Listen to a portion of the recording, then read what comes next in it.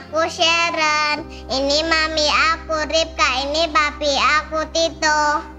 Kami melayani di GBI Keluarga Allah Jogja.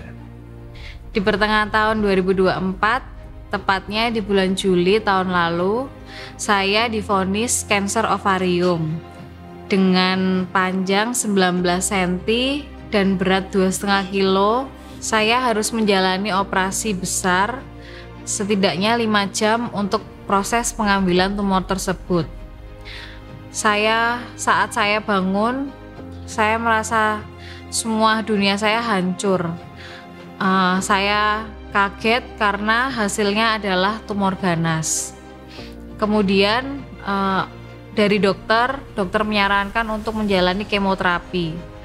Yang awalnya saya bayangkan hanya kemoterapi 1 atau 2 hari di rumah sakit, tetapi yang harus saya jalani saat itu, saya harus menginap di rumah sakit selama 7 hari, dan obat harus dimasukkan di pembuluh darah saya di tangan, di kanan dan kiri selama 5 hari berturut-turut, setiap harinya 8 jam. Saat itu saya benar-benar merasakan efek kemoterapi yang luar biasa. Saya cuma pengen, setiap kali kemoterapi saya cuma bilang sama Tuhan, Tuhan ambil nyawaku Tuhan, saya sudah gak kuat lagi. Tapi ternyata Tuhan kasih lagi saya hari yang baru lagi untuk saya survive lagi, dan puji Tuhan saat itu keadaan saya semakin membaik setiap bulannya saat saya kemoterapi. Di situ saya melihat Tuhan mengubahkan hidup saya dan hati saya. Saya berdamai dengan hal-hal yang membuat saya kecewa, hal-hal yang membuat saya sakit hati. Saya berdamai dan saya belajar untuk mengucap syukur setiap harinya. Tuhan boleh dampingi saya melalui proses 1 kali operasi besar dan 4 kali kemoterapi dengan kanker stadium 1C.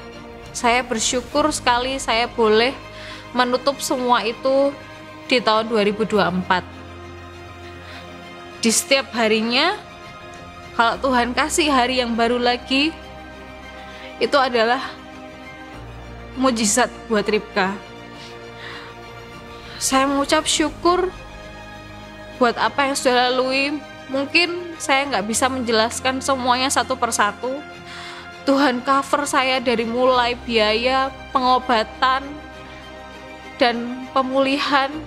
Tuhan cukupkan, bahkan Tuhan berikan fasilitas yang di luar dari pikiran saya. Saya sebagai suami saat dikabari dan mengetahui hasil itu, saya jujur terpukul, bahkan saya menangis sejadi-jadinya. Saat hari H operasi, saya nunggu dari siang sampai malam, saya baru dipanggil dokter. Dan saya memang berharap itu bukan tumor yang ganas. Tetapi ketika saya masuk ke ruangan untuk dokter menjelaskan, bahkan dokter menunjukkan hasil tumor yang sudah diangkat itu dan beratnya itu 2,5 kilo. Saya terpukul bahwa dokter bilang kalau itu memang kanker yang ganas gitu, tumor ganas. Saya ngabari orang tua, bahkan orang-orang terdekat pun kayak belum bisa menerima hal itu gitu loh. Cuman saya tahu apapun yang terjadi Tuhan Yesus baik.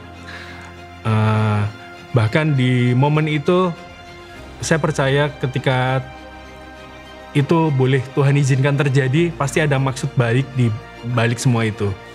Dan saya mendampingi istri saya, bahkan beberapa tawaran panggilan pekerjaan atau apapun yang sudah ada untuk saya,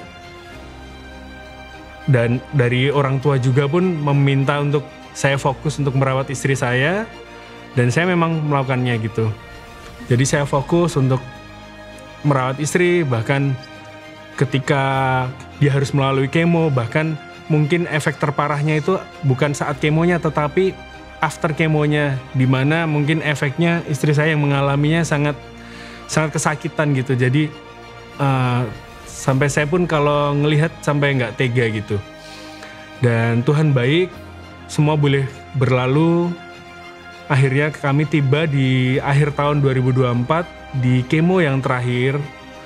Dan bahkan kemarin April 2025 kami memutuskan untuk PET scan. Dan puji Tuhan, Tuhan nyatakan bahwa semuanya bersih. Istri saya, Ripka, tidak ada sel kanker lagi. Tuhan Yesus baik. Demikian kesaksian dari keluarga kami. Kami ajak untuk jemaat tetap bisa beribadah di tempat ini, tergabung Komsel, aktif melayani, dan jangan lupa untuk Pondok Daud. Tuhan Yesus memberkati.